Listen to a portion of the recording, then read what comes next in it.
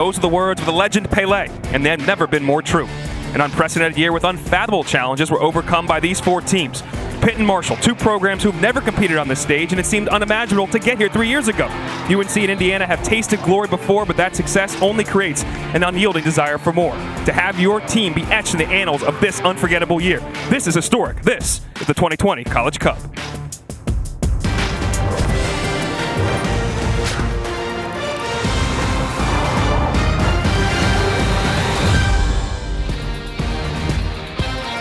Just outside of Raleigh here in Cary, North Carolina, the second of two semifinals in the College Cup. Marshall, the Thundering Herd, charges forward to the final. Indiana and Pitt want to punch their ticket as well to the game Monday night. The two top seeds in their respective regions, number 2 Pitt, number 3 Indiana. IU getting to the College Cup for a 21st time. That is a record. Pitt won their very first NCAA tournament game just in 2019. Two programs that are powerhouses now, but one that has the pedigree, one trying to get to that place. What's up, folks? Alongside Devin Kerr, I'm Dallin Cuff. Great to be with you here live and in color for the second semifinal. Marshall waiting in the wings Monday night. Devin, Pitt's really been the story here this year because their performance, 13 goals in this tournament now. They've been dominant, but this is a new place for them. How have they gotten to this place to get to the College Cup now? Recent memory says that they belong here, right? You know, there was a third-round exit last year to the eventual champion Georgetown, but go back just 3 seasons, this team was sub-500. Think about that and let it sink in. Head coach Jay Vidovich, thank you very much. Indiana's a different story. You talked about their 21 College Cups. That's first overall. 94 College Cup victories in the tournament itself. That's number 1. 8 championships, that's second. But Todd Yeagley says none of that means anything if you don't win in the next 90 minutes. Time to put up or shut up. Here we go. And you start with who? It's got to be Becerra. Because, of course, why not? He's an All-American. He's a tactician.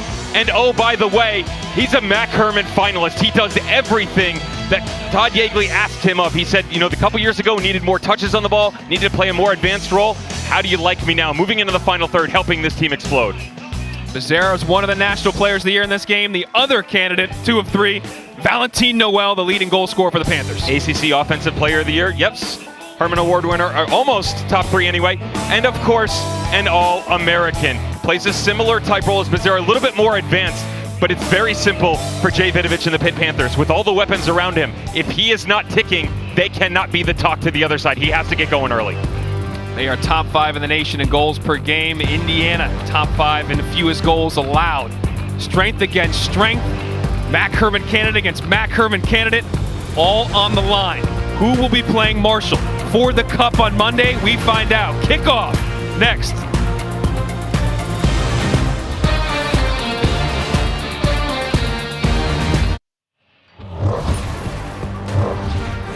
Back here in Cary, North Carolina, about to kick off between Indiana and Pitt. Let's take a look at the Panthers lineup rolled out by Jay Vidovich. They come in as the number 3 team in the nation, but the number 2 team in the tournament. Devin, what jumps out to you here? We see Valentin Noel that we talked about, that Hermann finalist for sure, but the midfield 3 is what you really want to keep an eye on and what shape this is going to take. Jackson Walty also sits deep, but does Merkovich step in alongside him? Jasper Loffelsen on the outside back spot is magnificent to get up and down the wing. He really challenges the opposition's back line, and that's very difficult coming from the defensive shape. Todd Yeagley, no changes at all whatsoever. The midfield is fantastic, and Becerra for sure. Joe Schmidt does a lot of the dirty work, but AJ Palazzolo and what he's able to do. Brought him as a defender, can play up top as a 9 holding man, move him onto the back line. He leads this team in such a dramatic fashion. They need him tonight.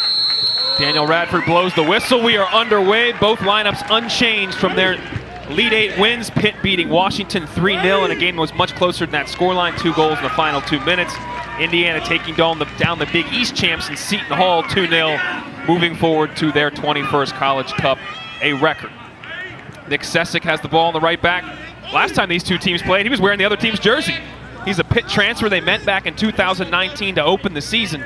That was a 3-2 loss in double overtime by the Panthers, who were trying to kind of stake their claim that we belonged as they played an Indiana team, and they had yet to win a tournament game. Pitt had. A little different situation, but still an interesting scenario between the program that's so established and one that's trying to get there.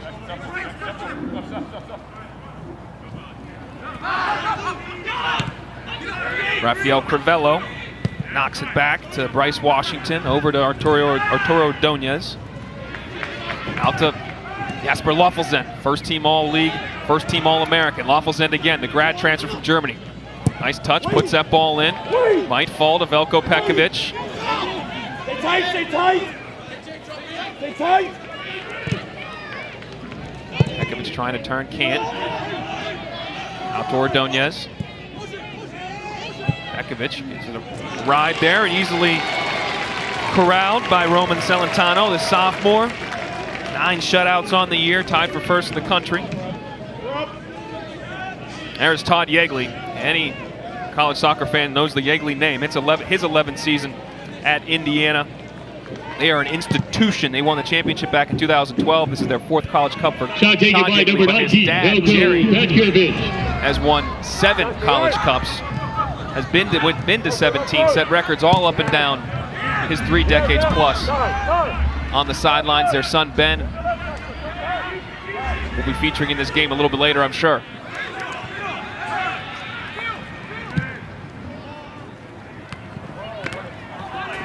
Sesek and Alexander Dexter battling. Filip Mirkovic, all freshman ACC team. Devin, what are you watching for early in this match? For Pitt, I'm specifically looking at the midfield shape. I touched on it a little bit, but it's extremely relevant because they like to advance their 2 attacking midfielders. Petkovic will always play the higher line. He likes to create with that front 3, Dexter, Jakasson, and Noel. But how much advancement are they going to give in terms of luxury for Mirkovic? Because he's going to have to sit a bit deeper with Becerra dropping just underneath Thomas Ward.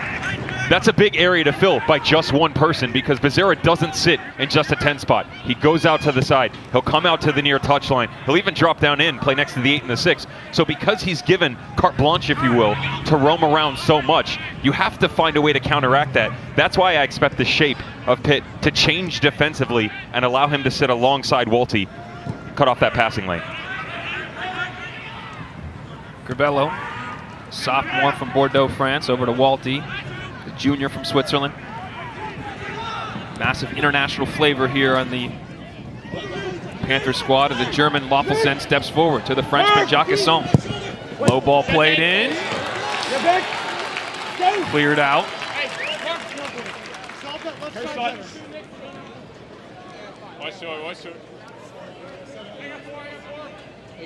And first corner of the match, Jay Vidovic's crew, his 5th season at Pitt. He won a title back at Wake Forest in 2007, 2-time National Coach of the Year. Takes over this Pitt team that first year, 2 wins. And in that period of time, they are now 2 wins away from a national championship. In-swinging ball, and opportunities, falls for Mirkovic. Palazzolo there again to deflect it. Herbert Enderle on the ball. They eventually run off the ball. He scored the game-winning goal the last time these teams played in 2019, double OT. Here's Jakasson, the freshman of the year in the ACC.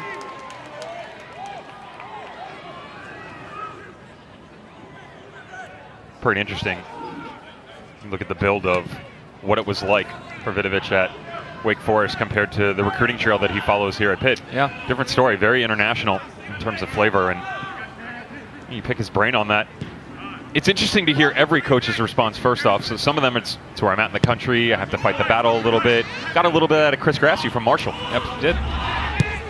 For him, he's understanding that you have to tweak your ways as well. We talked about the 21st century model and how that season can play out. There's a different model from a recruiting standpoint too. A lot of these guys, they carry this chip on their shoulder.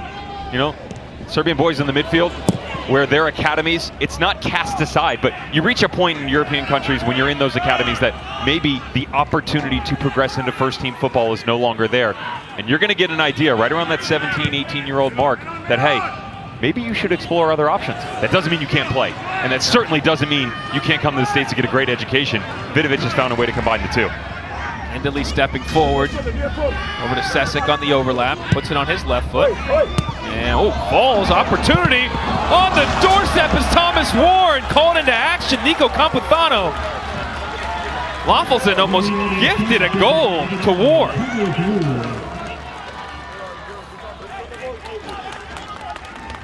At the tail end of the game against Washington, something very similar. Poor turnover, he admitted. My legs were tired, I was fatigued, but this is very uncharacteristic. This needs to be a shout from the goalkeeper, Capifano, because as this ball comes back over it, let it be. Yep. Right Right over the end line, and we're all even Stevens. We are just fine. First corner of the match now. Zara to take. First corner of the match for Indiana. In swinging ball. Walty's there at the near post. Jacquesson on it.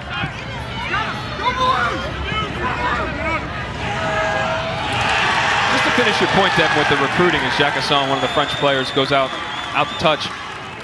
I asked Jay Vidovich a couple years ago about that. Like, what is your pitch to these guys? And it's pretty simple.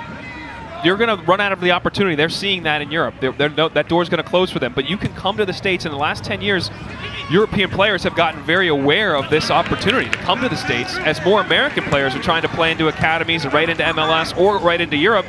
And they're kind of flipping the script and saying, okay, we'll come here. We'll play in the college game, get the education, and get a chance to play at a high level. You just saw Lofelsen right there. He came over as a grad student. He'd already gone to college. He was going to be an auditor, he told us. He's going to crunch his numbers at KPMG if he didn't decide to keep playing. One of the big takeaways, the last thing that I heard out of his mouth, out of everything that he said there, and you're spot on, was he said, it's not about wins. It's about running a championship organization, a championship program. You don't hear that out of a lot of coaches because this isn't subjective, right? This is all about wins. You have to produce results. And he said, you know, these guys understand what it's like to be in a professional environment. I just want to be able to recreate that with all these guys coming through. Yeah, he was talking about the championship environment he wanted to create, because he told me in 2019, first time I talked to him for covering one of their games when the ACC Network launched, was that he wanted to be a champion. He wanted to have a championship program. I thought he meant like in just the context of this right here, winning titles. He was saying, Lord, just how we ran things. I wanted to get to win championships, but I wasn't sure we could get there this fast. In all honesty, think about that. From 2 wins in year 1 to year 5, you're on the doorstep here against a powerhouse program in Indiana. Out wide to Brett Beebe, pressured by Jacquesson.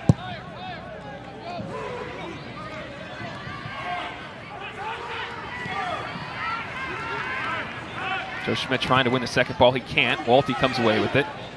Walty continues his run. Nick! In the yard!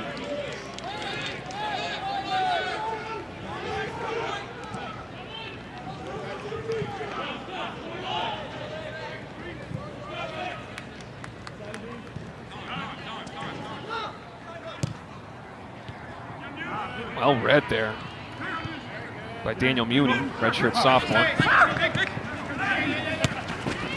Lee, heavy touch, takes him into trouble. Mirkovic and his countryman Mirkovic working on it. Walty loses possession in midfield. Don't say that a lot. Able to work hard to keep it, get it back.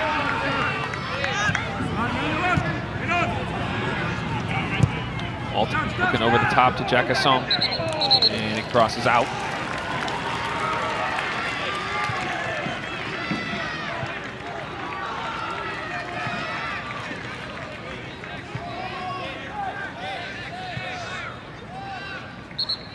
Fans in the stands here at Salem Stadium and Wake Med Soccer Park, Cary, North Carolina. Just under 28, or just around 2,800 are allowed in the facility. We had just about that number for the Marshall-UNC game. Marshall's going forward to play in the title game Monday night. 1 shot, 1 goal, all you need. A game where Carolina had more chances, couldn't put them away.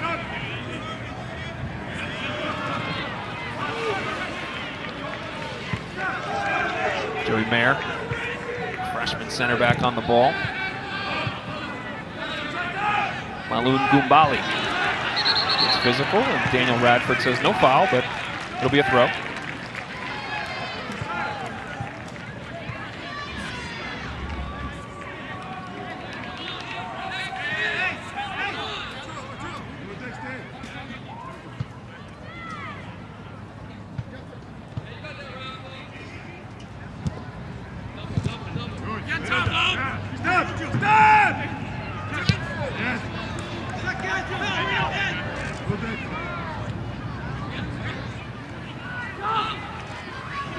Schmidt, Beebe, Big switch to Sessick.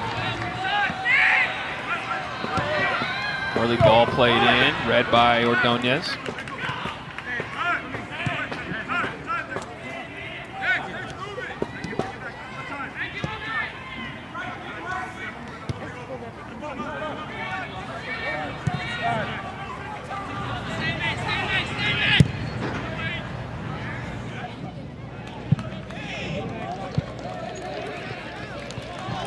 Mentioned 21 college cups for Indiana. That is a record.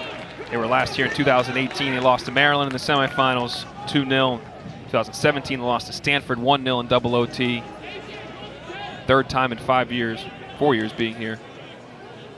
Does that factor at all? Some of those guys were around for this. Some of the guys on the field here were around for that 18 team, have a little experience in this environment. Pitt obviously never here before. Does that matter? 100%. Bright lights. Not necessarily the big city, but big environment, right? Yeah. You haven't been here before. For the younger guys that weren't part of that, this can be an intimidating environment. Yep. You know, you walk through it and coming out of the tunnel, there is glitz and glamour for sure for the Indiana Hoosiers every time they step on their field. And I understand that. But it's not like this, right? It's not national television. Couple opportunities throughout the year, maybe. Definitely not with this group, though. And so you need that veteran leadership. You need guys to show you the ropes and say, it's just 90 minutes. It's just another game. They've done their video prep work, some fun banter in the locker room to ease things up prior to the match. But obviously a little bit tense here in the opening 12, 13 minutes for Indiana. They've been on their heels. That's why I ask. It feels like, not that Pitt's necessarily playing loose. They have bossed the game a little bit and a bit more on the front foot as we've gone forward. Again, take a look at those numbers. It is ridiculous what Todd Yeagley and his dad Jerry have done before at Indiana. 45 NCAA tournament appearances, 34 consecutive. Those 8 national titles. But they're hungry to get another one in their locker. Last one was 2012, which is almost like a drought for Indiana. It's been almost a decade. Well, only father-son duo to ever both win one. Yeah. And that was actually that 2012 title run. First number 16 seed to ever do it within the NCAA championships. So. Yeah, Tom was a great player in his own right, too. Yep. He was a 4-time Big Ten player of the year, 4-time All-Big Ten player, and should be 4-time All-American. He was a Mac Herman winner. Had a good career in the pros with Columbus Crew. And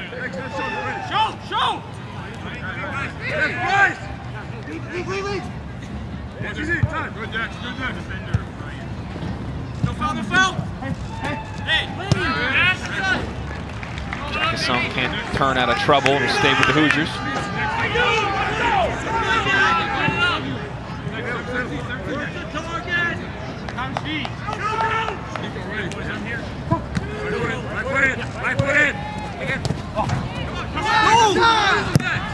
Ball played in, endedly there, but so is Ordonez, or Washington, excuse me. Crivello looking for Noel. Again, the two of the three Mac Herman finalists in this game. Valentin Noel, 8 in white. Victor Becerra, 7 in red. That is the National Player of the Year award. The finalists were just announced.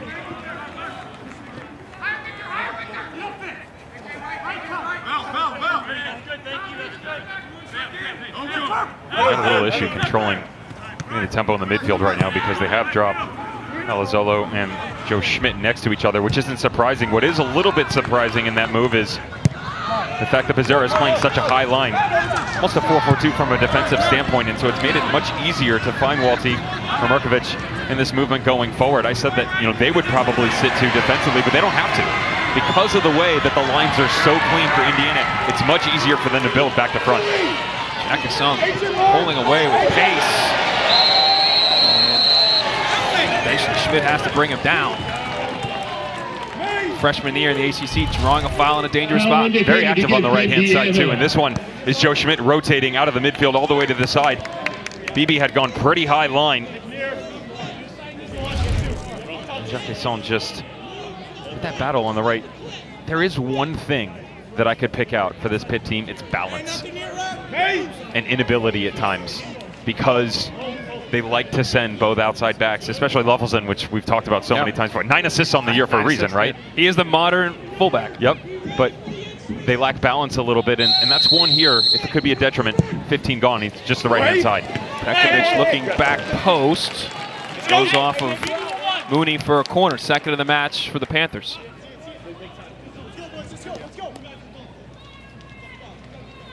Go, BB. Got nothing here, Rad.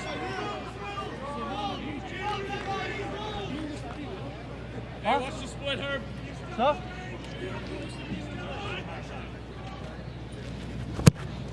In swinging ball towards the back post. Almost fell right in the lap of Valentine Noel.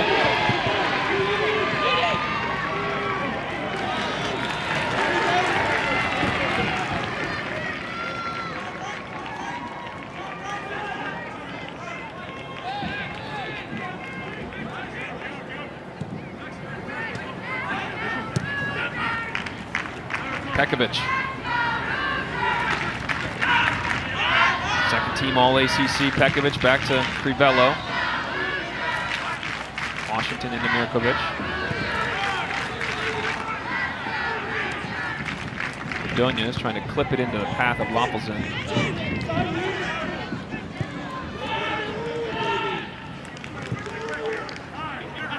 Switch it to Crivello.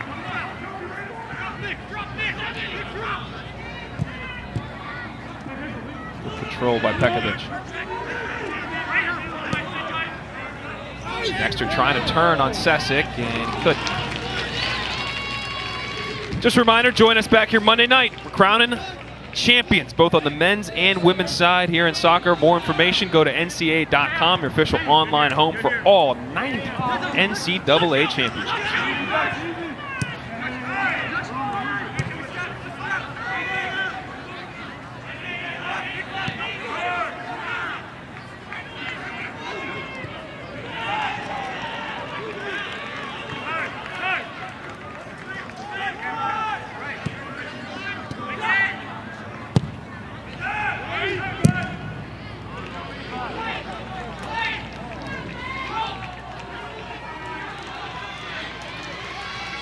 Joey Mayer, freshman, actually the Big Ten championship game against Penn State.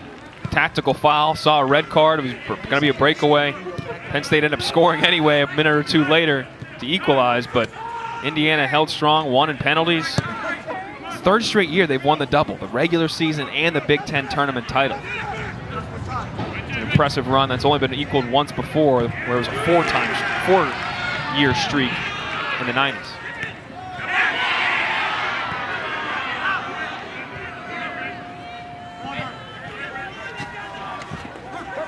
Endely using his body well.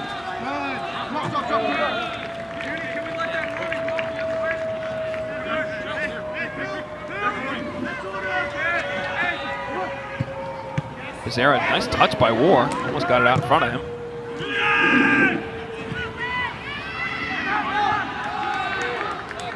And Mayer back to Celentano. They got to get on the ball more, Indiana. Simple as that. And 20 minutes into the match, and chasing a lot defensively is one thing, but in their build-up, very helter-skelter. It's long balls like this over the top, hit with hope. There's no true intent behind it, and for a team in school that identity has never been an issue, they're quickly straying away from that. You know, and you can't feed right into this Pitt squad because that's what they want. You know, they want to be on the ball too, and to be fair, this season they've gone a little bit quicker in transition. We haven't exactly seen that so far, but they have no problem connecting the dots whatsoever. Is Indiana being forced into going long, or is Pitt making? They're making bad decisions? Yeah, they're just making bad decisions. Just like a second ago, it's a good defensive movement. You step in.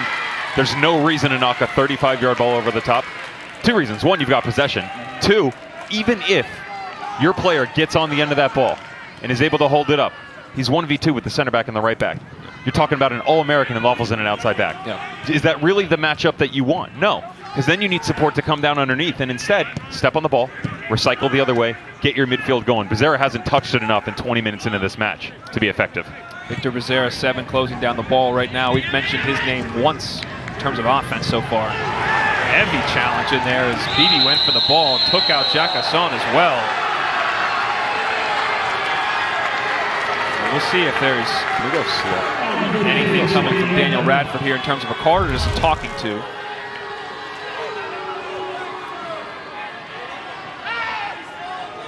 Not necessarily sure I agree with that one. Leading with the studs is the issue. The follow through, maybe a little bit of studs up action. Modern football, that's usually going to be called, but not back when you played. You could probably go, the old FIFA L2 tackle at times to get away with it. Hopping around on one foot at this point in time. It's still game on.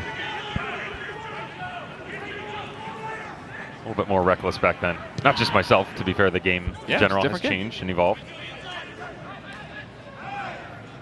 The high school level, it got so bad that when I went to college, I actually had a good friend of mine who, when I went to Stetson University, signed my letter of intent, finished my high school season, getting ready to leave to go to camp, and he brings over kind of like a departing present, and it's a red card with my name written in Sharpie on it. And he said, do yourself a favor, when you get there, just hand this to the coach, and that way anytime you step on the field, he can just walk over to the ref and give it to him. I was like, all right, maybe I need to change my behavior a little bit.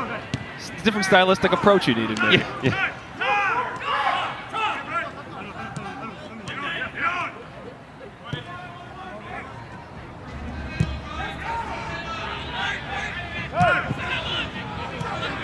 Appelsen. Mirkovic. Good pressure by Schmidt.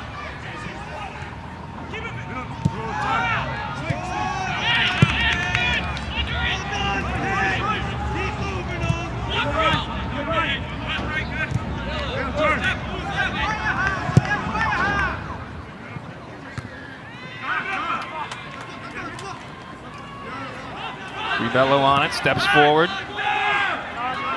Still in space. The Bordeaux Academy product over to Dexter Alexander. He'll flip one in. Headed down. Noel's still there. Out comes Celentano to claim.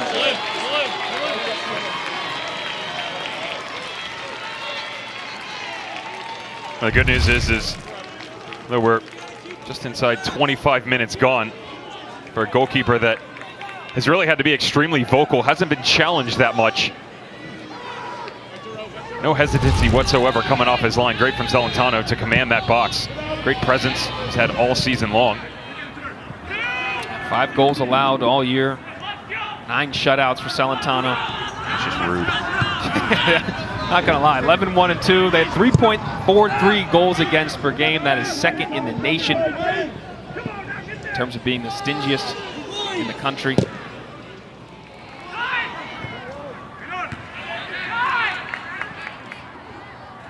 Dexter trying to step on the header from Noel. Falls back to Noel. Sophomore from France. Wiggles out of some trouble.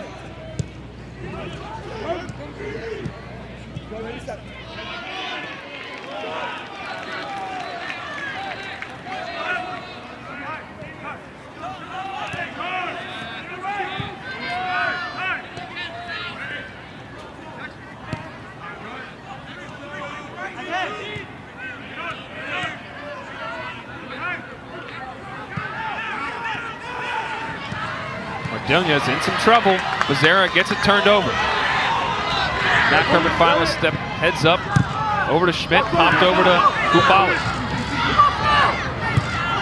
Schmidt got space.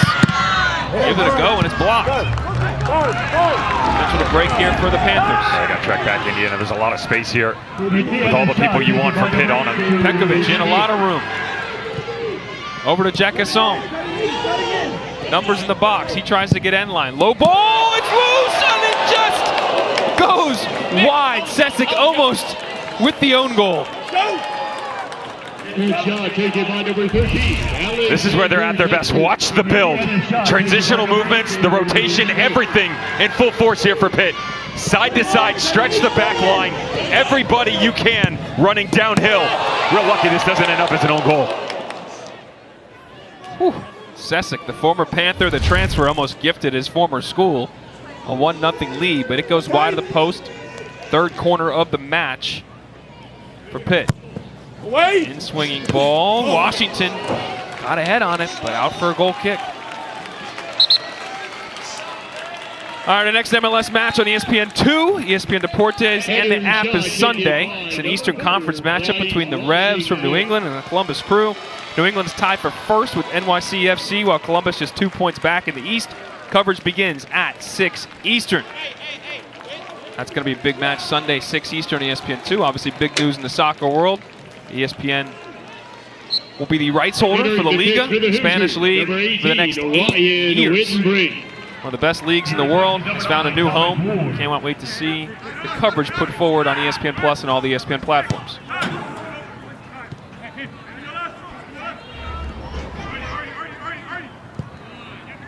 Indiana made a sub. Ryan Wittenbrink on for Thomas War, replacing the forwards.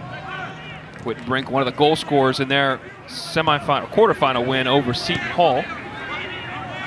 Had a goal and an assist in that match. 18 in red. That really helped pivot that match. They were chasing a little bit in that match as well. You know, not as much as we're seeing right now against Vidovic's boys, but off kilter is probably the way I would describe that game and the way it went until that goal by Wittenbrink, and then all of a sudden the commanding presence was in full force. Endely rides the challenge, still Endely. Dancing between defenders, almost pulled off a magical run. Campuzano plays it quickly to Crivello.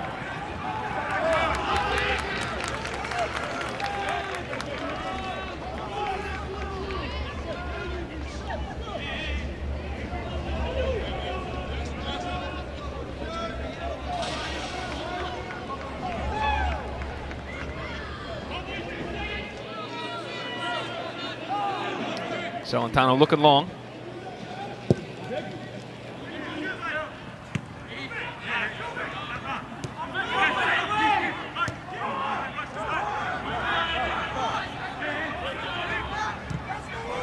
Now here's a little pivot in the midfield that I talked about with Joe Schmidt stepping up in a bit more. Instead of playing flat, that takes away the ball to Jackson Walty, and more importantly, it also removes Mirkovic.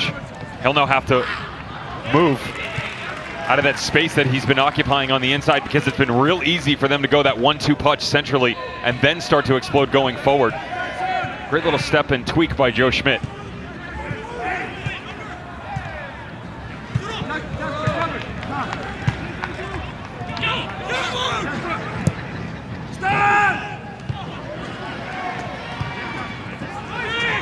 Falls to Becerra. Looking for Gumbali. And no call. Pitt's going the other way. Head up for Mirkovic. Looking to play it in behind to Noel, but Celentano read it well.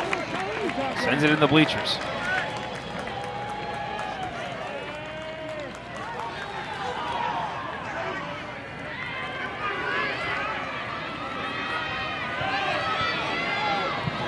And we've got 2 balls on the field. Whenever Daniel Radford, the official, realizes that, to stop play.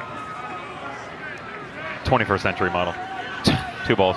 2 seasons, spring and fall, 2 balls in action at all times. Scariest thing imaginable. We are in the midst of the 21st century model. One of the silver linings of the pandemic, that is the proposal to have college soccer be not just a fall sport, but fall and spring, and bring it up to par with the rest of the world in terms of training and length of a season. We'll see if that'll be voted on next spring. It was supposed to be spring of 2020, but the pandemic stopped that. Wittenbrink out wide. Cuts inside to his right. Ball played toward the back post. Crivello is there. Endely, though, going to scoop it up.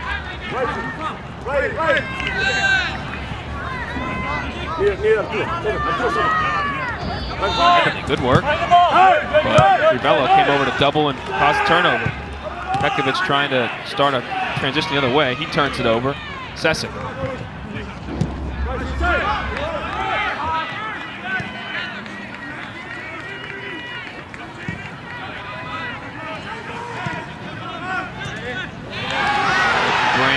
No call initially, just out for a throw off the Laffelzen. Feels a bit hard done by this, and I agree with him. Laffelzen timed this almost to perfection. Arriving just as the player's getting a little touch on the ball.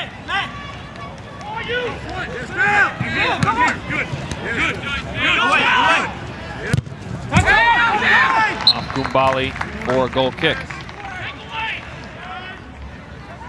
We're going to have another sub here for Pitt. Matt Bailey's coming on, the senior, transfer from UMBC. Back in 2017, he was an All-American East freshman team player. He's played in every tournament game. He was injured for part of the spring, but now getting more minutes. His 14th appearance on the season.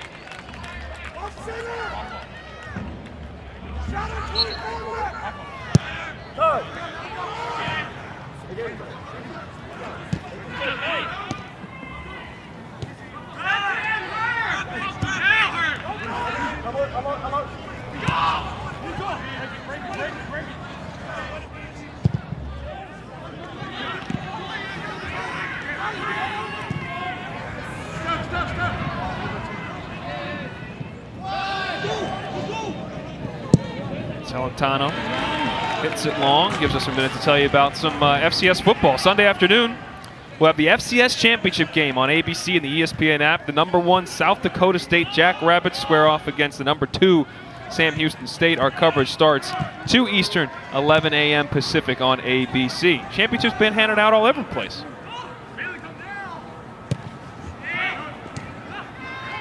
Couple fall sports crowning their champions in the spring. Getting the season in. Here's Loffelsen. Got some room, but he opts to pass it back. Ball played in, looking for Bailey. He just came in for Alexander Dexter. Couldn't get his head on it. Crivello tees it up. Lay off to Walty. Loffelsen. Flipped in, looking for Noel. Almost falls to Bailey. Celentano off his line again. Indiana still under pressure here. Shaky too, and Lady Luck on their side, because this could have easily dropped right on the 6-yard box and sprayed a different direction. This is smart by Loffelsen too, because though we know him as clinical with his crossing on the outside, sometimes not getting to see what happens. And it's simplistic enough in nature, especially the way that Indiana's struggling on their back line right now. Loffelsen again, 9 assists on the year. He's the ACC Defensive Player of the Year, first team All-American. He is the consummate fullback in modern football, up and down, very aggressive and skillful in the final third, creating offense. Under 12 minutes to go here from Cary, North Carolina. Alongside Devin Kerr, I'm Dallin Cuff, semifinal #2 of the College Cup. Marshall, the Thundering Herd, unseeded team, getting to the championship game for only the 4th time since the tournament expanded in 2003. No unseeded team has been victorious in that round, but they will be there Monday night, 8 o'clock Eastern on ESPN2 for the final. Question is, who will they be playing, Indiana or Pitt? We shall find out here. Crivello looking for Noel, who's had trouble getting any touches or involvement in this game. Endeley stepping forward into space. Got Becerra to his left. Plays Becerra. Loffelsen tracking back nicely.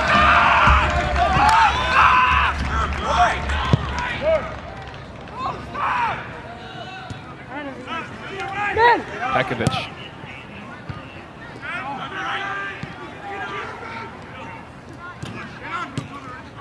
Walty steps in on Gumbali. Mirkovic under pressure, spins out of it. Pitt read it. They saw the change. They understood that Schmidt started to step up a little bit more, so they're actually asking a bit more out of Walty now. Even though Mirkovic, as we just saw him a second ago, had dropped back in, he's actually playing a more advanced role, trying to step up into the top of that triangle, create a double pivot in front of their 6. Haven't been able to connect, but the space is there. Wittenbrink looking for the early ball. He's got Gumbali. But Washington was there to put him off. Still Wittenbrink now. Towards the back post, looking for Sessick.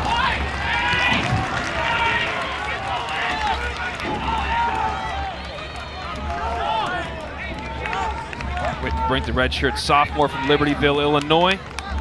2-time All-State player. 5 goals on the campaign, as we mentioned, goal and assist in the Elite 8 against Seton Hall. Nico Campuzano, grad student from Spain, came to Pitt via transfer from University of Portland. Turned by Mirkovic, looking for Jacasson.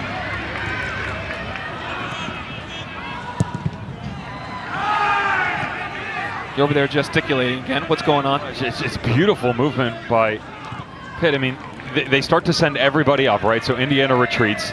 Loffelsen recognizes the space. He drops down in. So what happens? Indiana starts to react. They start to move their line up. Long ball up over the top.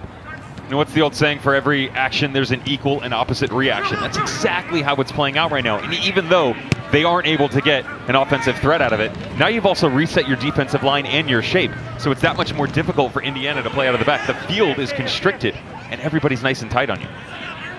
Constricted, we're dropping in Newton's laws of equal and opposite reaction. Chameleonic in the first game. Devin Kerr doing it all, folks. Only if the college professors would award a degree for it. Honorary, right? Yeah, they. Not asking for a doctorate, just something here. Well, the honorary doctorate. Piece of paper, throw it up on the wall. Carolina's not I'll far. even frame it. Neither is Duke or NC State.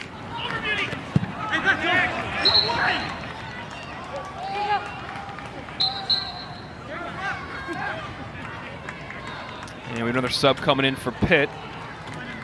Luke Morton, the freshman from Greensburg, PA. Part of the Riverhounds Academy, one of the USL team in Pittsburgh. He comes in the match for Jacasson.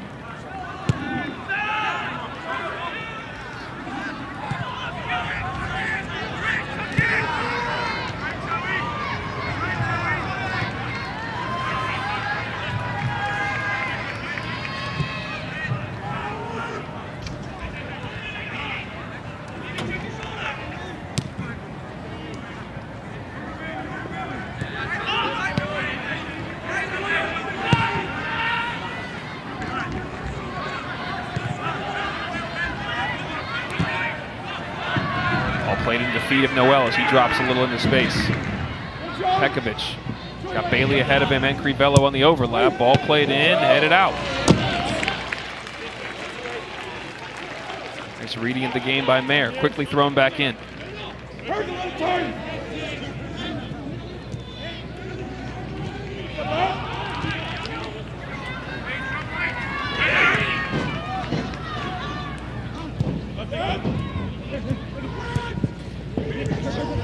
Bailey's got some space. Couldn't get it back to him. The return ball. Crivello will get there. Lays it back to Bailey. But nicely read by Mooney.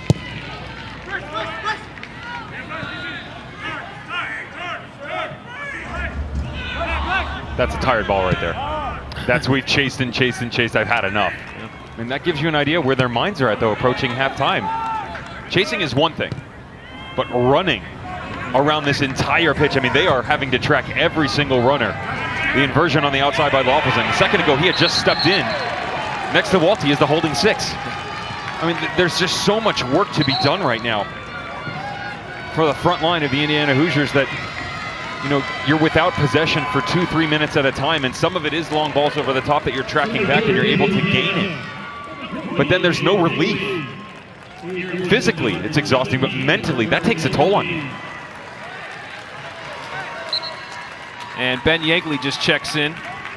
Coach's son, one of the two sons on this squad. Redshirt sophomore in the mix, of course from Bloomington, Indiana. First team All-State high school in Bloomington.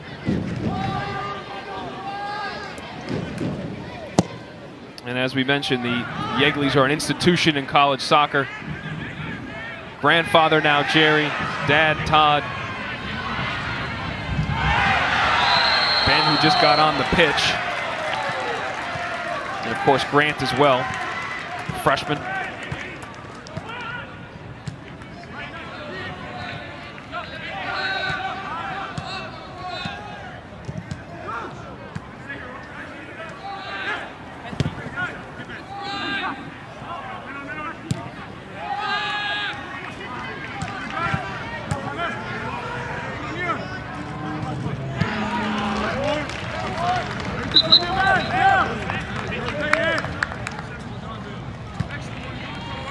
And another sub coming on here. Nate Ward, freshman from Connellsville, PA. Former Beetling player, club system there. Great program in Pennsylvania. He comes on for Becerra, the Mac Herman finalist. He'll get a little breather. And again, in college soccer, for those not familiar, you sub out in the first half. You can't re-enter in the first half, but you can play again in the second half, so nobody's day is done here. Mirkovic looking for Pekovic. He may have an opportunity. Shot! Deflected or no?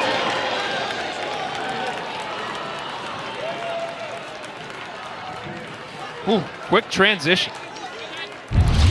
Transitional movements again, and you were right on it, Dallin, because look at the space, but when they go, it's so imaginative, right? Because they have so many numbers coming forward, and that's a great look. He didn't need to ping this thing. All he needs to do is put this to bed in the bottom corner. So much space. Celentano left out to dry, tracking back across the two center backs for Indiana. This is an easy finish that gets away from him. Surprising for a finisher of Pekovic's pedigree. 15 goals in his career, 9 this campaign for the sophomore, and one of them from 60 yards against Washington put their dagger in their hearts the other day in the quarterfinal matchup. But I expected him to put that one away. Yeah, especially when you get that angle, right? If it's the pressure on one shoulder and you've got the goalkeeper, it's hard from our vantage point to see exactly how much room he has to work with. You spin that camera and you go, I'm astonished. I can't believe you didn't finish that. Yeah. What's kind of funny though, one of the first questions I asked him, because we get an opportunity to interview all these guys coming in, I said, after your goal, did you walk over and apologize to the goalkeeper? Because it was that good. I mean, yeah, it was painful. He said, to be honest, I was just tired. That was meant for a previous game. I was just tired. I wanted to knock the ball, and I looked up, saw him off his on. I said, what have I got to lose? Yep. He definitely gave us the highlight of the tournament so far. And that was off his preferred left foot, as this missed attempt was right here, which just makes it even more surprising. But I was actually on the radio live when that happened, co-hosting a show, and just started yelling and had to explain what was going on. My co-host was not that entertained. Yegley maybe takes an opportunity, doesn't have his shooting boots on quite yet. We'll show you the goal from the other night. This is a 2-0 game. It was 1-0 up until 2 minutes to go. Bertan Jakasana just scored to ice it. Well, this really iced it. It is the highlight of the game, of the tourney. Pekovic from 60. Sam Fowler, I feel bad. The goalkeeper from Washington. I mean, what are you supposed to do, right? I mean, you just given up a goal. Good work by Mort. And Pekovic looks around. He's got tons of space. Out to Bailey. Crivello continues his run. Back to Pekovic. Under 2 minutes now. Walty. Mirkovic out to Lafelzen.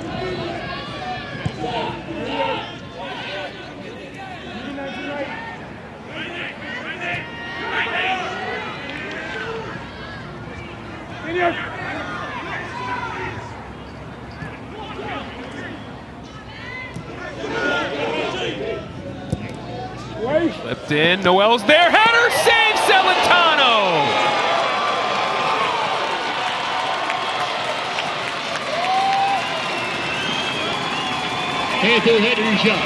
Very quiet in the first half, Valentin Noel, and we just talked about the spectacular movement by Pekovic against Washington. No apologies necessary on this one, though. Maybe for Celentano. This is a textbook save, though. Frames it, shifts over to the right. Great reaction. Great save by Celentano, equal to the task, and Noel, the second leading goal scorer in the nation, 14 goals he scored on the year. He can do it in a variety of ways, and a lot of times he finishes that, but that was a great save by Celentano. And no rebound.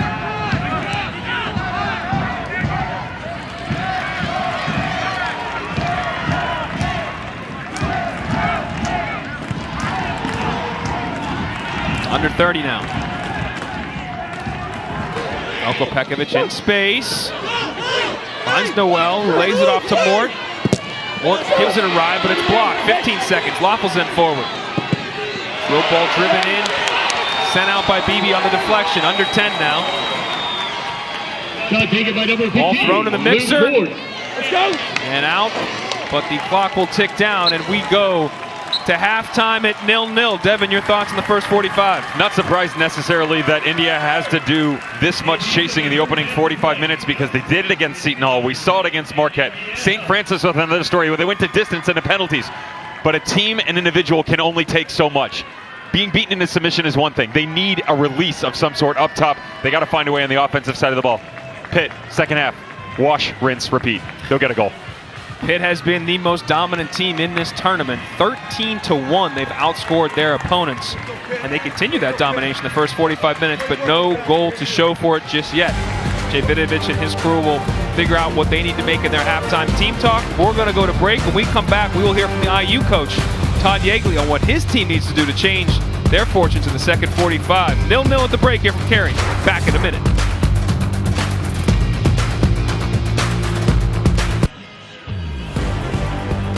About to start second half here of the second College Cup semifinal. Indiana Pitt knotted up at 0 alongside Devin Kerr. I'm Dallin Cuff, now joined by Pitt coach Jay Vidovich.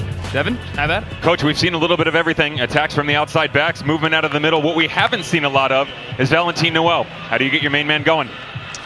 Yeah, we talked about that inside because in the locker room, because we feel he's been left a little bit one-on-one, so he's got to work on his actions a little bit better. And Indiana's doing a good job putting pressure on our backs, but we think they can pick their head up and find that seam right in there to them. So that's one piece. And we did also, against a good team, we found them at the top of the box. Just we didn't make the most of it.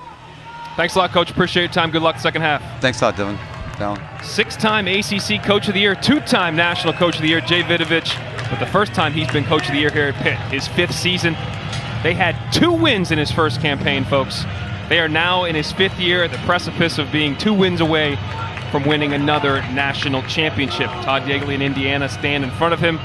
0-0 at the break. We're about to kick off as Daniel Radford holding kickoff as Jay Vidovich giving us an interview. Appreciate it, Coach. He's got to walk all the way across the field. So thank you for that, Coach. As we get set to go here and see if things look different in the second half, because the first 45, the Panthers club was on the front foot, to say the least, Devin. And now you just wonder how long, to be fair, can they keep that pressure going? Can they keep the tempo? I mean, conditioning is not an issue for this team whatsoever. I've been really impressed tactically with Pitt because of the fact that even when Indiana tries to counteract their changes, they themselves just make another change. Right now, Indiana's chasing the game, not just on the field. Mentally, they're having to adjust way too much. They need more of the ball and start to make Pitt react to them instead. All right, we're underway. Winner gets Marshall, the Thundering Herd. Just the 4th unseeded team to make it to the College Cup final. The other 3 previous to do it have never been victorious at the end. But Marshall's going to have that shot. A lot of green jerseys, green shirts were here. A lot of fans probably partying in Raleigh right now. They were here around 3 o'clock, folks, getting fully lubricated for the occasion. Can't wait to see them again Monday night, but who they'll be playing is the question. Loffelsen dispossesses Wittenbrink and sends it long. Alexander Dexter got the jump on Nick Sessick, and Mooney just sends it out. Redshirt sophomore blasted out a play.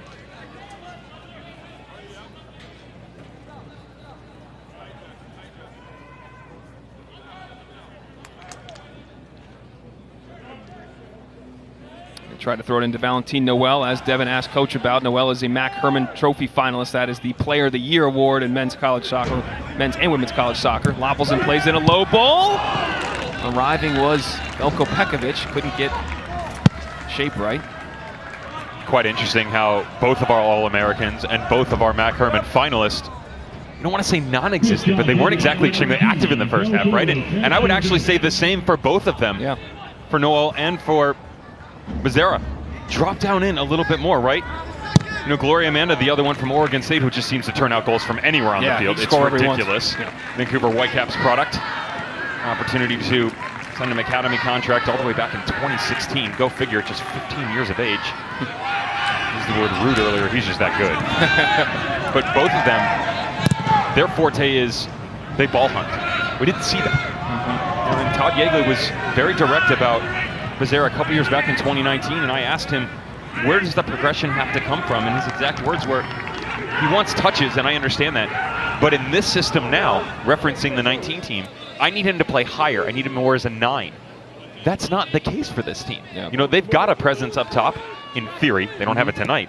So he's able to drop underneath, play as a false 9. He can drop into a 10, play alongside the 8s. But instead, because he's doing so much work defensively, they're pretty much sitting in a flat 4-4-2.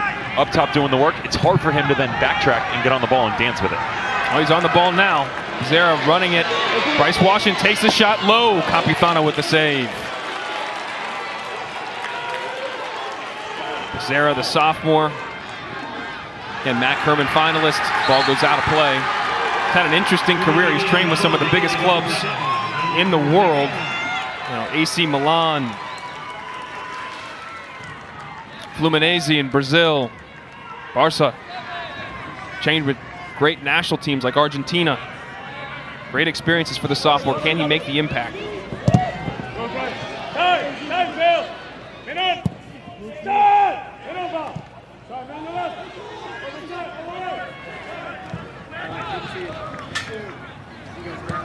Loffelsen's pass short a bit to Jacquesson. Tries the return ball. Read by Mayer.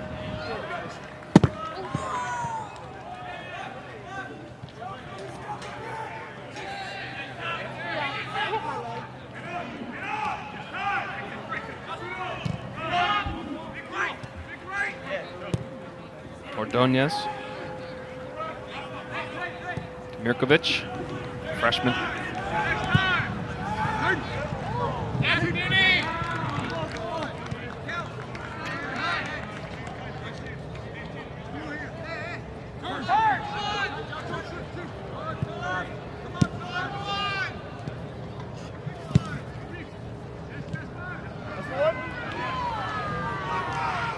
Chakasan wins the foot race handily, back to Ordonez. Lopelson back to the Spaniard Ordonez.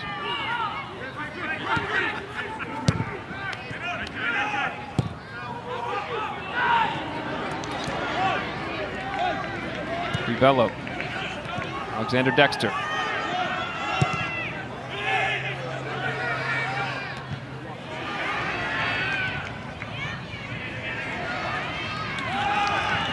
Pekovic picks it up. He's got a head of steam. Dances around a couple challenges. Still Pekovic. He's got options. Does he go it alone? Tries to dink it over to Jacasson. Pass takes him wide. Lopelson, 9 assists on the year. Nice touch to his left foot. Put in low.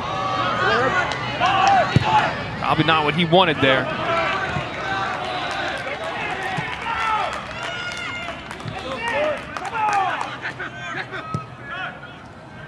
Jacasson one-on-one with BB. Freshman gets around, cuts it back. Noel's shot deflected.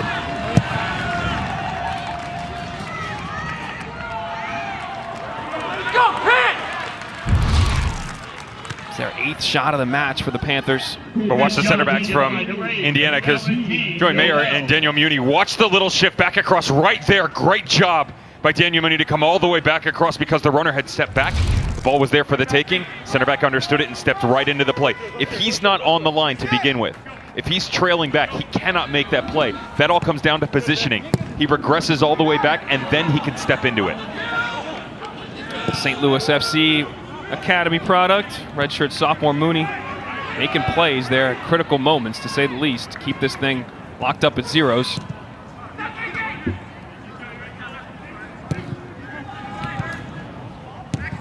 Balls to Walty, back to Jacasson. He can't control it.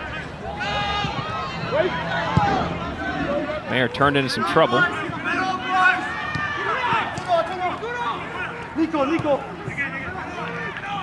Nice turn by Mirkovic.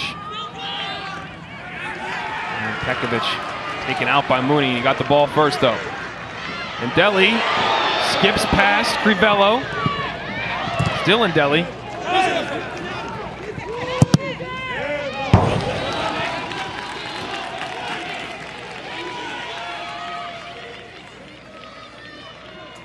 We mentioned earlier Todd Yeagley is part of coaching royalty in America. His father, Jerry, we were wondering if Jerry was going to make the trip, and there he is.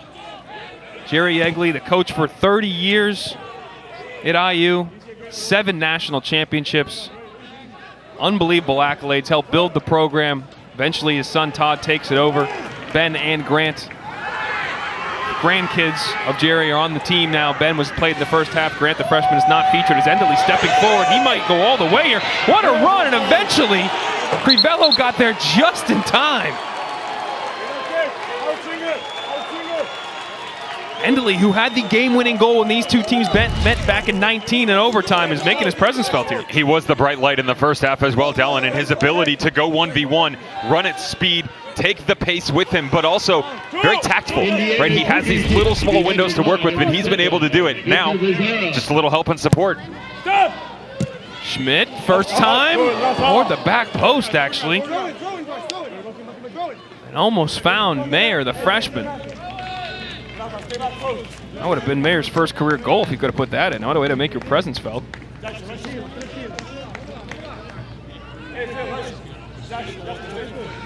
BB comes forward from the left back spot for the throw.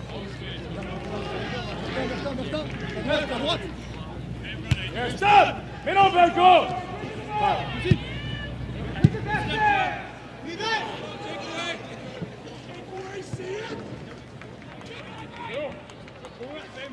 How do you feel about Indiana's start in the first 9 minutes or so? It's getting better. Almost anything would be better than the first half, to be fair. True. You know, they weren't terrible. It was just poor for their standards, right? True. But life's about expectations. Yeah, and Indiana's expectations are lofty, to say the least. And the opposition is no longer a 2-win team that it was 5 years ago, right? I mean, they definitely are. Night and day. And for me, it all came down to a little missed handball.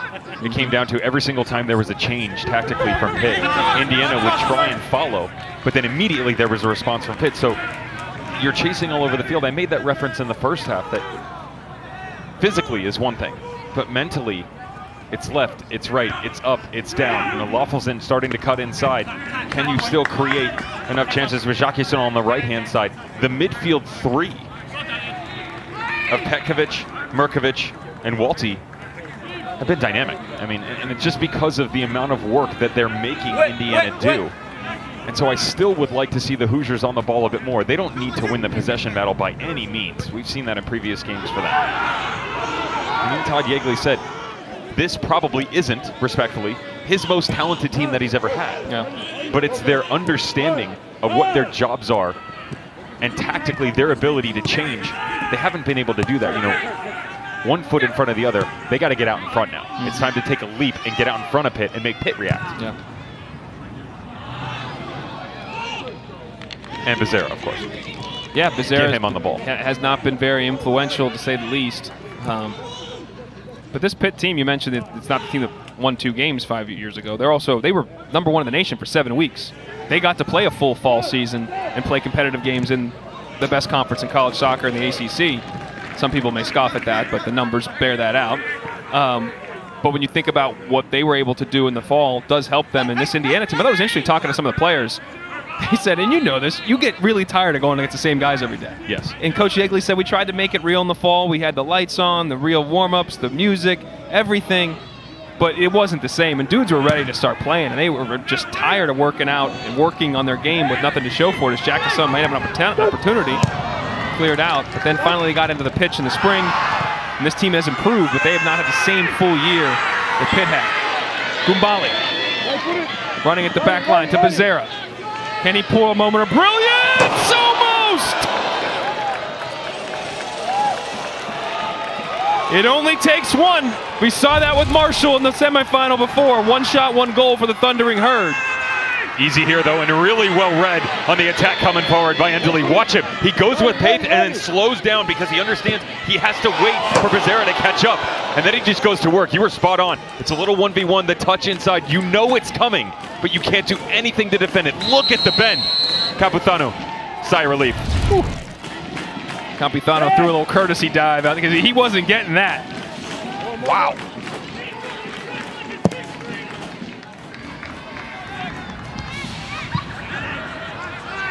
Alexander Dexter trying to counter the other way. Petkovic makes the run in front. Mirkovic to the back. Still Dexter with Sesek. Sesek, the transfer from Pitt. Heavy touch by Petkovic leads it right into Schmidt.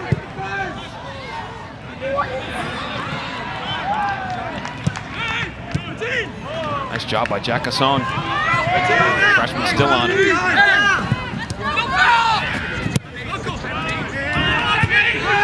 Mirkovic in a lot of space. He's got Loffelson out to the side. He switches it out to him. He does. 13!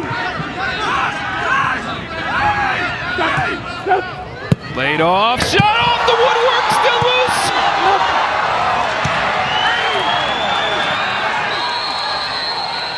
And we've got Daniel Radford stopping play here. He may be checking to see if the ball crossed the line. One of the few things you can do in college soccer. It is not VAR per se. It's not for anything, but it's for certain things. If the ball crosses the goal line, a disciplinary issue, or a mistaken identity. Let's take a look.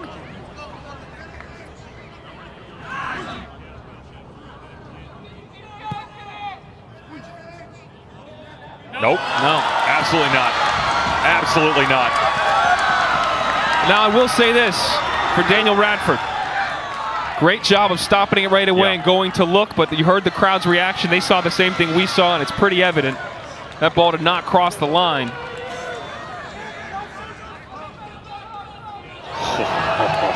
Remember, again, folks, if you're watching so and you're, close. the whole ball has to be across the line for it to be a goal.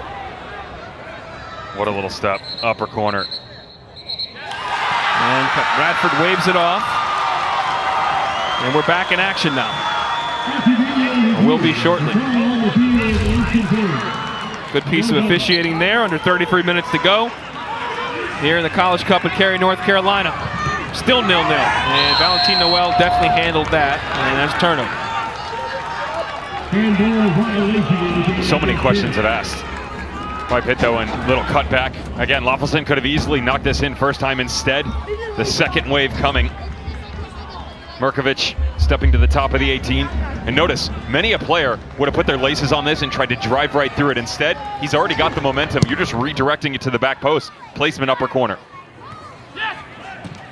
Well, a couple of opportunities both ways here in a matter of a minute or two. This game maybe pick it up. 60 or so minutes, almost 60 minutes in. Crivello can't run that down.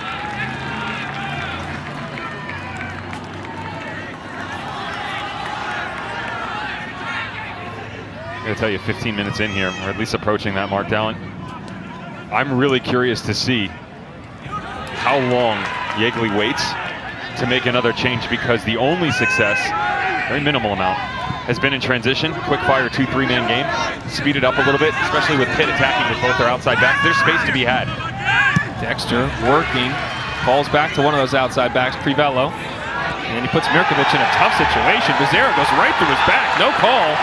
Mirkovic stays down. Indiana will play on. Schmidt into some space. Gumbali. Pass pulls him wide. Cuts inside. Lays it off to Wittenbrink.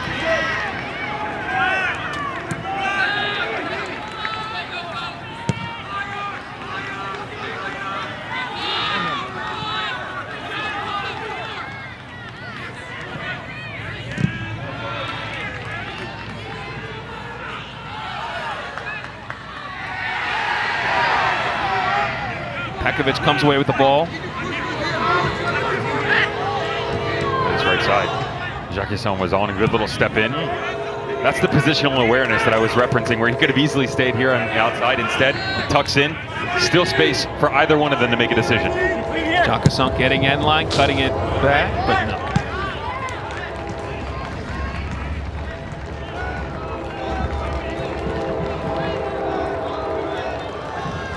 This is an extremely well-coached team, both, to be fair, but Pitt right now, you know, they always say for football it's chess, not checkers. This is why. Yeah. I mean, right here, because of all the movement, Indiana reacting to every single thing, and sometimes it's the ability to not take that step.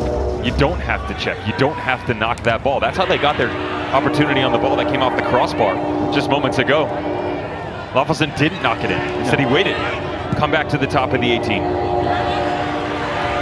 Important touch there by Palazzolo just to keep it in possession. Down goes Becerra, and there's a late call coming in now. Becerra's asking for a card. We'll see what Radford does, and he is reaching into his pocket.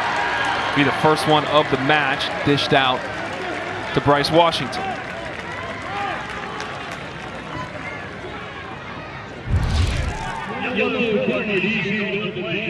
Well, someone had to break the deadlock, right? Becerra, that's what I was talking about, coming back in, get into the pocket, help the midfield out.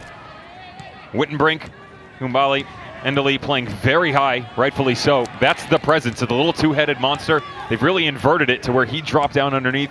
You've got Wittenbrink on the left-hand side, and so now you're asking Becerra to combine much more with Palazzolo and Joe Schmidt. Finding a little bit of success. Not the end product that Yeagley's looking for, though.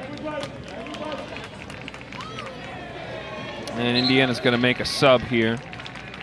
Thomas War is going to come back on for Wittenbrink. War was the original starter. In for Wittenbrink. Senior from Zionsville, Indiana. Used to love playing hockey. That was interesting. You asked him in one of our discussions there, and how much he misses it, and the fact that he plays about once a year. Not sure Coach Yeagley knows that, so I guess we're outing him right now. But that playing in hockey, playing off that offside line, playing off your defender, like he really likened his position as a forward, how much hockey's helped him understand his spatial awareness and how to play off the back line of guys' shoulders in soccer. Well, obviously bigger space, more players, but you know, tactically there are a lot of things that are quite similar in the fact that your head's always on a swivel. You're trying to find a way to put the pieces together, but at the same point in time, what's your game plan and what's being thrown at you? Smooth touch by Mirkovic to send Dexter loose down the left wing. The train is coming, as is Dexter.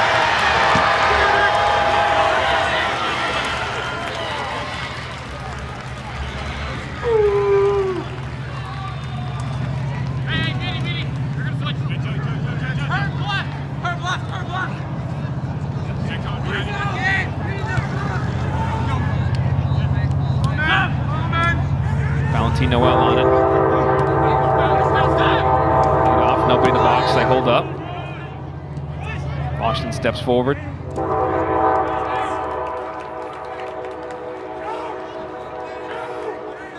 So Thomas, how often do you play hockey? Not just once a year, alumni game. Don't think coach knows it. That was so good, right? It was great. You saw it in his face too, the grin immediately popped up when he asked the question. He goes, oh no. Waffles-End on the right side. Tries to serve it in, but Gumbale knocks it down. Jacquesson. Ooh, freshman. Goes down awkwardly. Gets out to Ward. And well read by Crivello.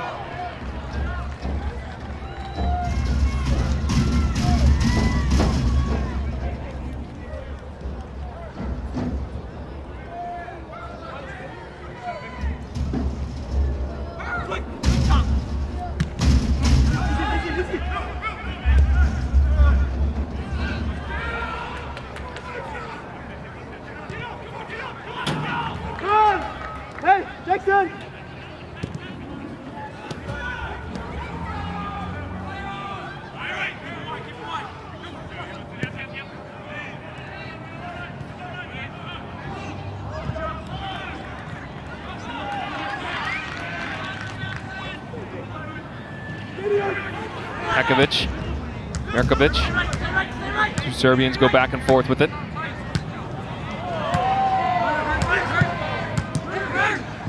Dexter's got a little room. Tried to lay it back to Pekovic. Still Velko. Ball played in. Noel trying to raise for it. Might fall to Waffles-End. It does. He can't get a shot off. Noel. Stay tight! AJ man! AJ man! Jacquesson 1v1 with Beebe. Balti overran the pass there, or I should say it was a poor pass to him as he was making the run.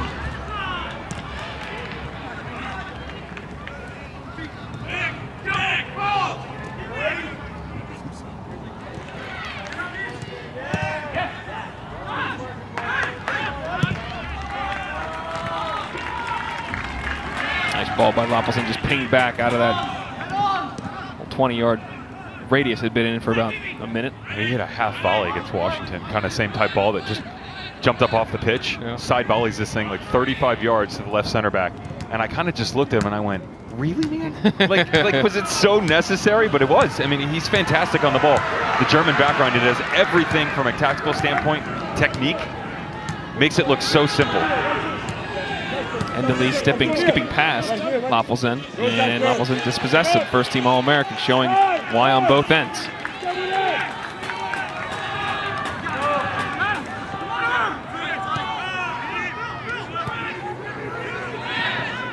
Nice dummy by Pekovic, leaves it for Crivello. Pekovic now steps into space, he's still running.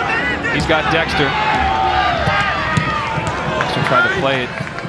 Pekovic, and Sesic was able to run it down and clear it out for a throw. He had knocked the lane down anyway because Daniel Muni had come all the way back to help out after his step off the back line. And the space in the middle starting to close itself down for Pitt, though. Indiana get it. Ball played in! And it will be off of Indiana for a corner. And Noel is knocking at the door. As good as he is with the ball at his feet, the best chances for him have been the aerial route. It actually comes off the back of Beebe. Get a little lucky here if you're Indiana. That's what he does, though, right? He lulls you to sleep and then steps right into play. Great, thank you. Yep, you're good. Perfect. Yep. Fourth corner of the match, and Pekovic slowly walks over there. Pitt's only used a couple subs in this match. 2 subs in the game. All right, let's play, boys. Guys might be weary a little bit. Between here, between you, come in. Played back to Pekovic. Good ball in. It's loose. Celentano was able to keep it out. I don't know if anybody could get a piece of it. It was just laying there. Joey Mayer goes hard into the post, too. He couldn't see it. You know, there were so many bodies in front of him. Roman Celentano didn't know where the ball was. Little touch stop hit in the corner, put in a really dangerous area. I'm actually surprised Celentano doesn't come off his line here. Doesn't judge the bend on the ball, and then just watch the bottom corner. Joey Mayer trying to mark up, slides right through the player. Actually sounded a lot worse than it was.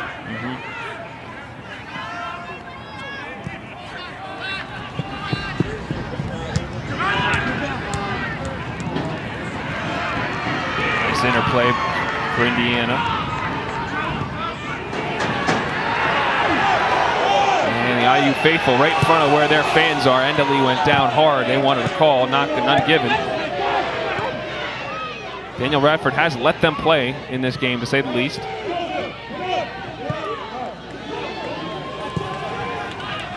actually have no problem with the game, or excuse me, the way this game has been refereed. Very good job. Again, I said it in the first game. If you're going to let them go a little bit, just be consistent, right? Only 6 total fouls in the match. You're right, it's been mostly clean, but he's let them go on both ends. You kind of understand, be consistent to your point. It's all you really ask for from refs. And here's Becerra. Excuse me, Ward tried to lay it back to Endely. Couldn't connect.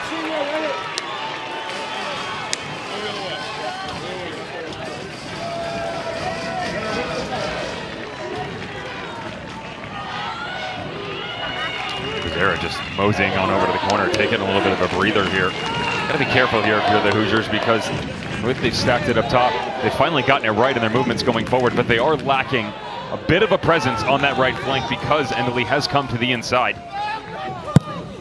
Becerra driven ball to the back post over Mayer's head.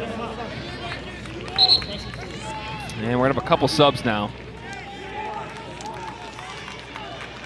For Pitt, you're gonna have, I believe Bailey's coming back in the game, and Matt Bailey's coming back in for Alexander Dexter, as is Luke Mort for Bertan Jacasson, the same subs that Jay Vidovich made in the first half. And on the other side, we've got Nate Ward coming in the match for Thomas War. And again, second half of college soccer, you can make an exit and a re-entry, so those guys that are leaving in this game right now, or exiting for the first time, can come back, so the days are not necessarily over.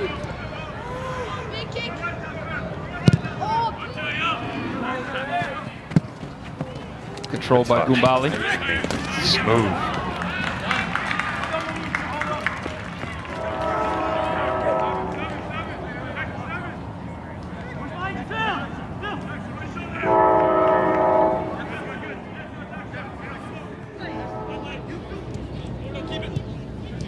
Nate Ward, first touch, keeps it. So Schmidt goes down, and there's a call. And they'll send the bodies forward, looking for ball played in the middle.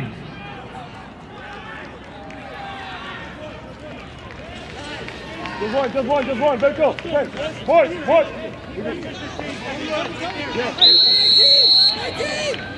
Becerra to take.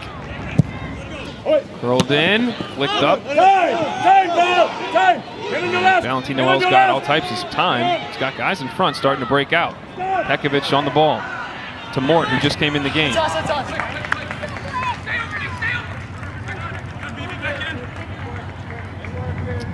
With this little break of the action, let's tell you about our next MLS match on ESPN2, ESPN Deportes, and the ESPN app. Sunday, Eastern Conference matchup between the New England Revolution and Columbus Crew. New England tied for first with NYC FC, while Columbus 2 points back in the East. Our coverage begins at 6 Eastern.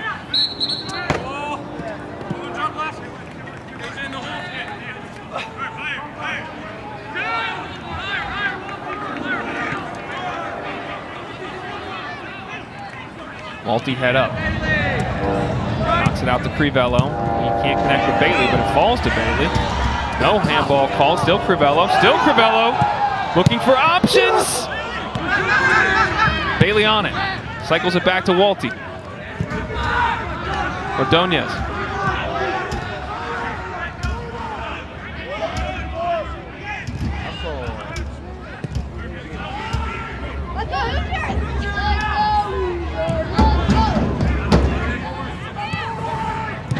Walty connecting with Bailey. Flag stays down. It's moved by Walty to earn a corner. It's a matter of time at this rate with the way that Pitt's playing. I mean, they're ticking right now. Really feeling their build-up play. And look, the triangular movements, they understand that when one succeeds in one area, you step out to the other, work it down. And you got Walty moving down on the left flank into the corner. That's your holding six, who basically just sets up fort in the middle of the field. In swinging ball, falls. To the head of Crivello. Not a common place for him to be. No goals in his career in 2 years at Pitt. Might want that one back.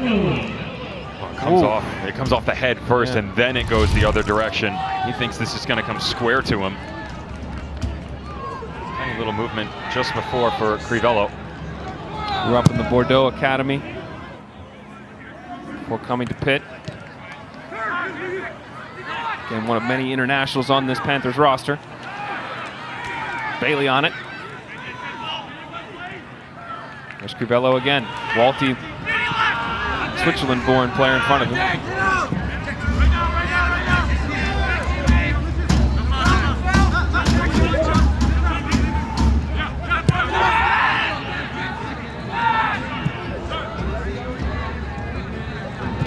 Ordonez pings it into Veljko Pekovic. Leaves it for Mirkovic. Oh, Daniel Radford makes contact,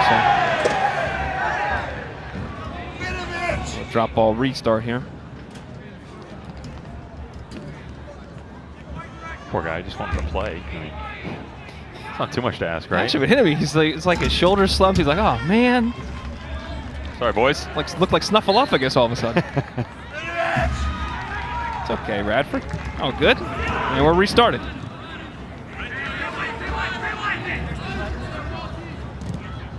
Opelzen's pass goes off of Beebe.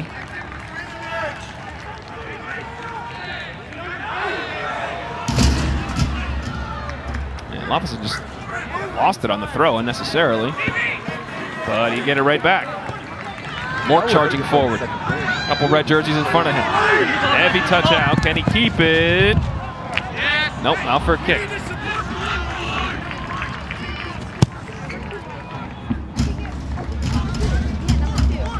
Approaching 15 minutes to go here. Cary, North Carolina, second semifinal of the College Cup. The Marshall Thundering Herd are through to the final. Monday night, 8 Eastern here on ESPN2 alongside Devin Kerr. I'm Dallin Cuff here in Cary, North Carolina. Todd Yeagley's crew in Indiana has had more chances in the second half, but still Pitt seems the more threatening bunch, but we are tied up at zeros, and it only takes a moment. In that Marshall game, one shot, folks, one goal. They move forward against North Carolina, taking down another titan of college soccer.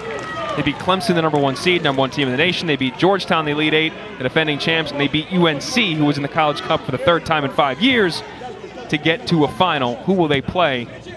We may be 14 minutes and more from finding that out, though. Looking in right into the arms of Campuzano and contact with Ward. Referee Daniel Radford says play on.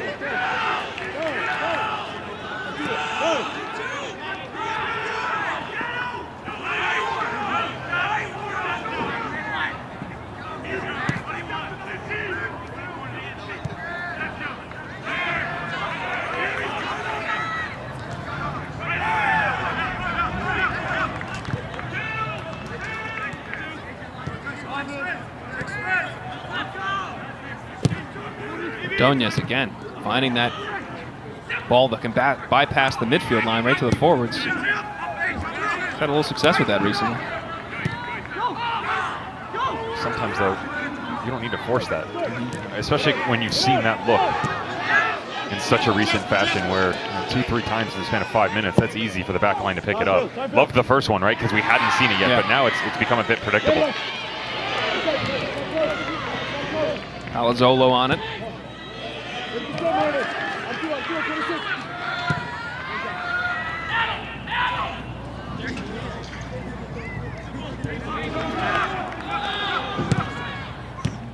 Good control by Becerra. Almost made Ordonez, couldn't pull it off.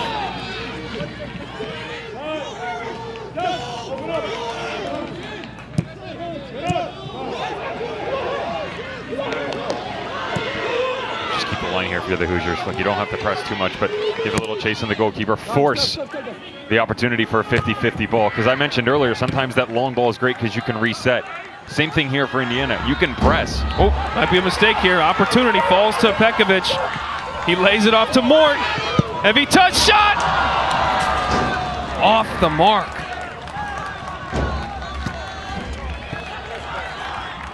It's going to have to be something highlight reel special from Luke Mort in order to bury this type of strike.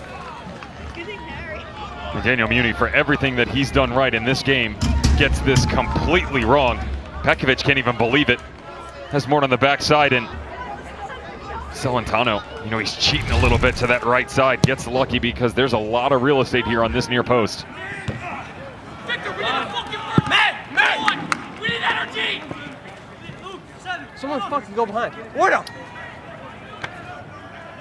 Outside of the colorful language, you can hear Coach Yeagley saying, Victor, we need energy. He's talking to Victor Becerra. You hear their sidelines, I should say. Victor Becerra, the Mac Herman finalist, one of the National Players of the Year, egging him on to get more into the game. And there, Becerra dummies it to Gumbali. Gumbali on it. Driven, blocked. Falls to Schmidt. Indiana shot was taken by number 14, Mulan. Deli has a chance, and it's in the back of the net! He does it again! Game winner when these teams played in 2019. Will it be the game winner again? With more on the line.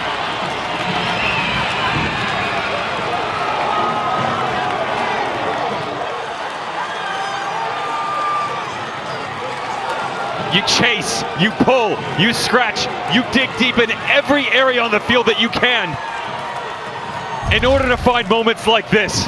Pitt reconvening, but it's going to take something special to stop Endley. Best player on the field for Indiana in the first half, bar none. Hasn't exactly funneled over into the second, but watch him go to work. Splits the back line.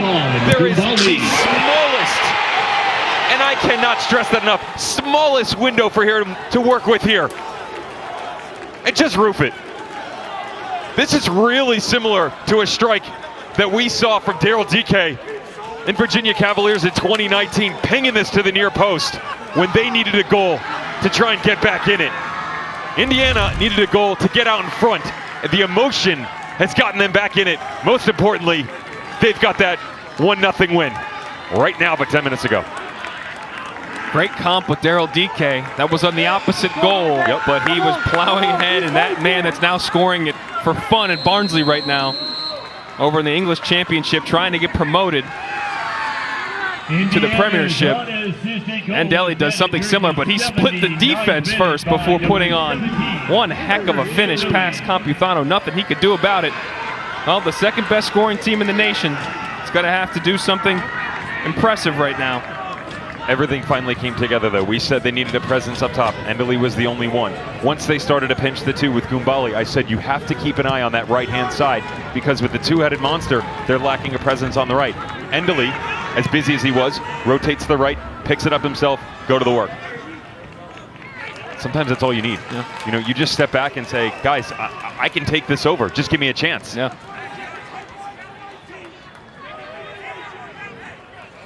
Herbert Endley, the sophomore from Blaine, Minnesota. Minnesota United Academy product, making that club proud with that move and strike. Put Indiana just now over 10 minutes from going to the College Cup final against Marshall.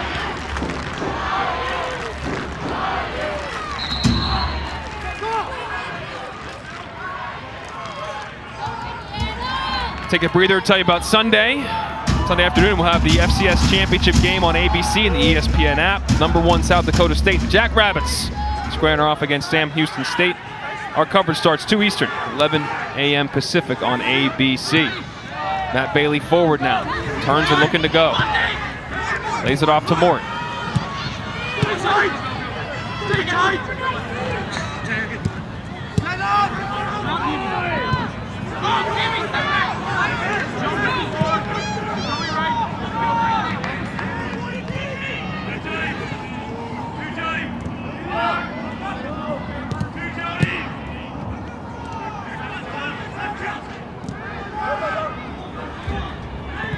If you're Jay Vidovich, Devin, is there anything different that you should do in terms of personnel or tactics to break this deadlock? Well, the problem you're going to have to deal with now is, the direct answer is yes, but they're going to have to find a way to remove that transitional movements because Indiana's going to sit back. No, they won't have that luxury anymore. Morton pushing forward, run into some trouble. Waffleson keeps it. The game's going to get much more direct as time starts to progress. Bigger bodies in the box, and you have to find distribution from the outside. Slide rule pass, cut back, Pekovic, offside though, and ooh, strike goes off of Sesek hard.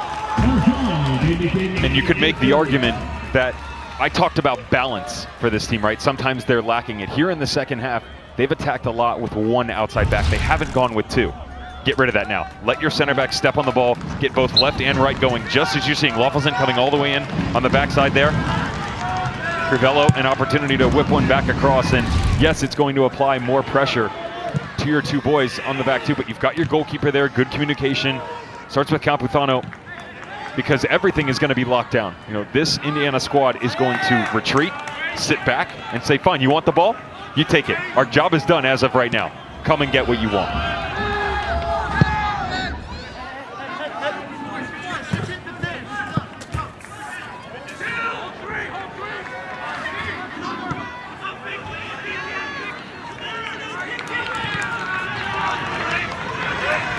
And we cross over to 10:30 Eastern time. If you're looking for college softball, UCLA against Arizona, that game is going to begin on ESPN News until this game concludes, and that'll move over to ESPN2. But ESPN News right now is UCLA and Arizona. Ball looking played in. Just over 7 minutes to go alongside Devin Kerr. I'm Dallin Cuff. We're here in Cary, North Carolina. This is the College Cup, the semifinal between Indiana and Pitt. Herbert Enderle goal is the difference right now in the 79th minute. Pitt trying to respond. They've scored 13 goals in the 3 games of this tournament, have been dominant. Walty going to give it a go, and it's wide, and it's deflected. They're going corner.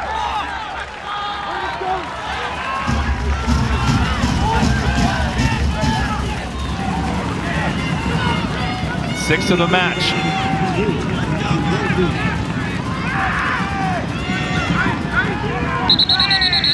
Nurkovic to play it in, and Daniel Radford's going to stop things. There is a Hoosier down. I believe that's Victor Becerra. Not a lot of substituting going on. Becerra did come off a bit in the first half.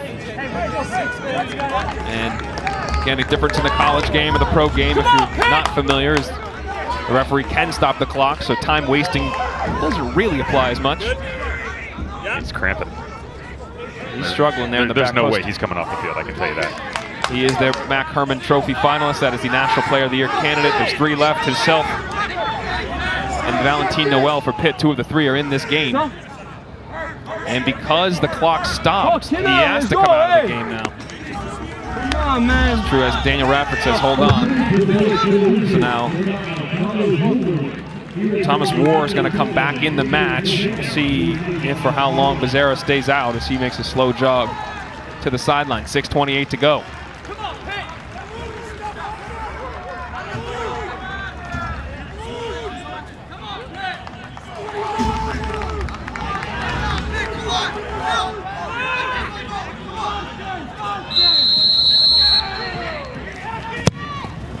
Swinging ball.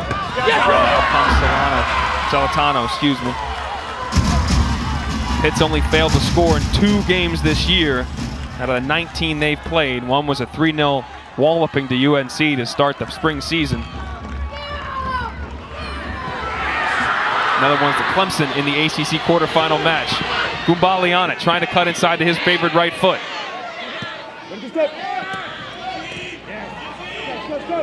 Waffleson in a foot race, he wins it. Pekovic stepping forward, Mort making the run to the left. He plays it to Noel, and Noel can't win that foot race. Well read by Mayer, the freshman. Walty steps forward, takes the ball and some guys on his way.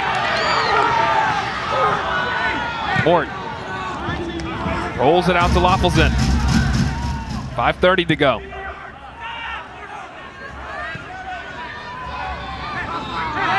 Mirkovic, he's got numbers to his left. As Crivello finally plays him. Bodies in the box. Ball played in, cleared out.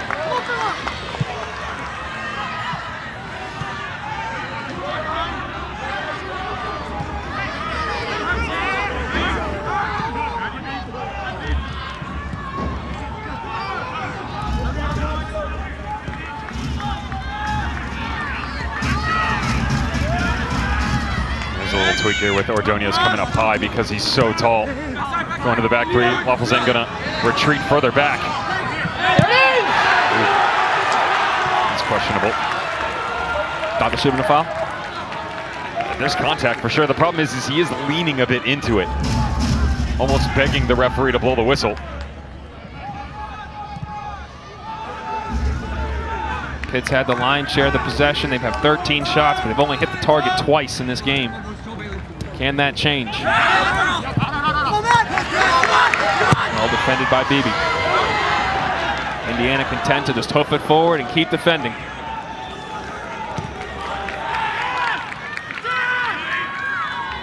Mort screaming for the ball on the touchline here near side. Ordonez has come forward, the center back, and looked a bit like a center back pass. Now there'll be a substitution here. Wittenbrink is going to come back in the match. He's going to replace Herbert Endley, the goal scorer.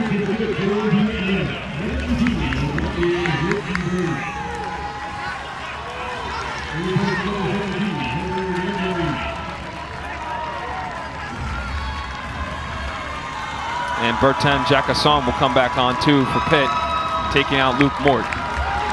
Jacasson, the ACC Freshman of the Year.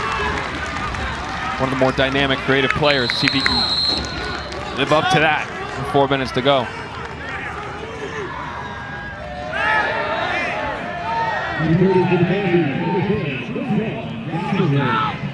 Falls to Pekovic, he tries to backheel it.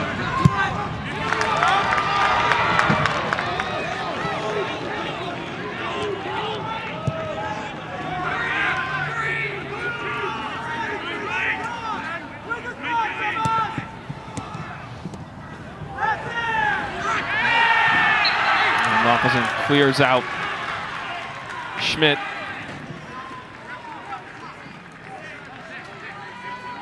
Foul indicated against the Panthers.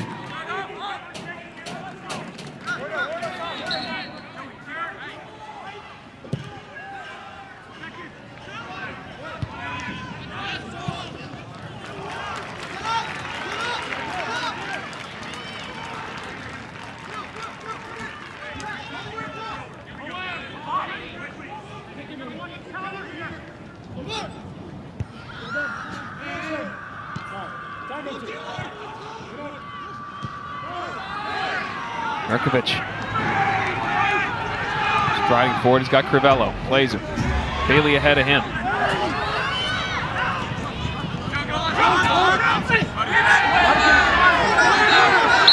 Now to go off for a corner, I believe. Yeah. That's a good step for sure, but definitely a little deflection here and all hands on deck. I mean, you could hear Yeagley on the sideline watching the counter, and still they had the space to work with.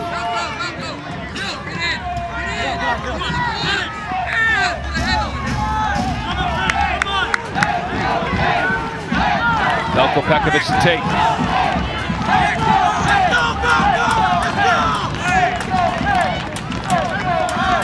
The lefty to play it in.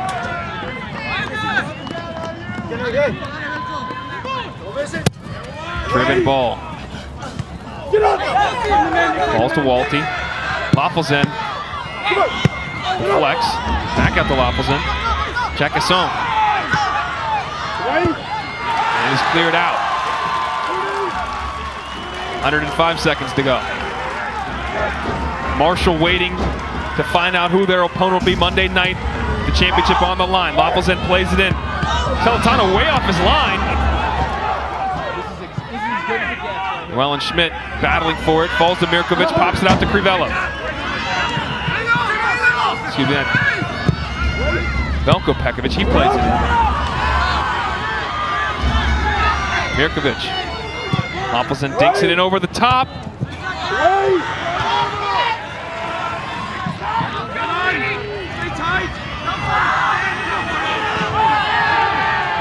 Pekovic still going, trying to charge through, and now he's going to be called. Actually, they pull it back and say they played advantage.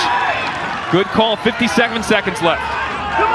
Jacasson over it, as is Pekovic.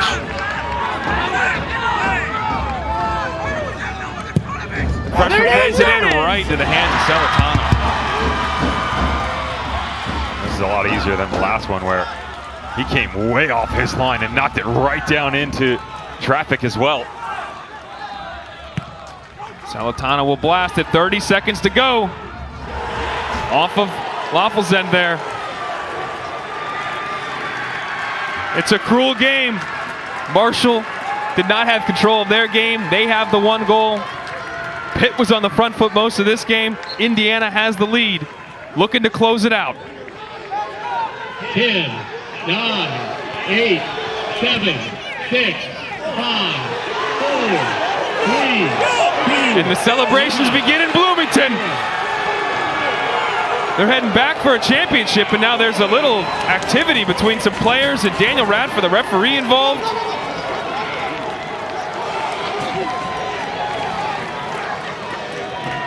Emotions running high as the Pitt Panthers fall to Indiana.